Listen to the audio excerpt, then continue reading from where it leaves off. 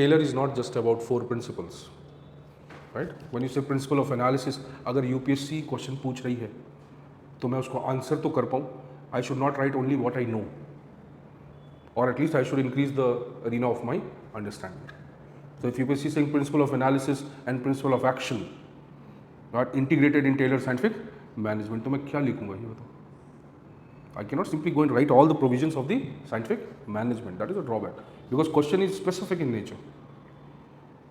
He is talking about how Taylor was, but सबसे important aspect क्या है कि Taylor was not a scholar. Taylor was a practitioner who became a scholar. So in Taylor's scientific management, there is a direct contribution of a practitioner to the development of theory.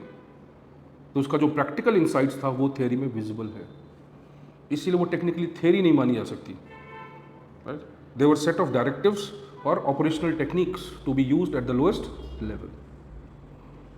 But yes, when you think of the bigger idea around Taylor scientific management, right, then you talk about policy and execution, right. But whenever he is talking about supervisory level, so he is dividing policy and execution at supervisory level, not at managerial level. So technically he is not dividing it. He is only saying that at the same level there should be specialization. So he is not dividing the functions. He is only dividing the people into different functions. What does it mean? The level of knowledge of the supervisor remains the same, whether he is doing policy or he is doing execution. It is the supervisor who is making the policy. It is the supervisor who is monitoring the execution. That means what? जो वो काम कर रहा है वही उसको अच्छे से समझ सकता है.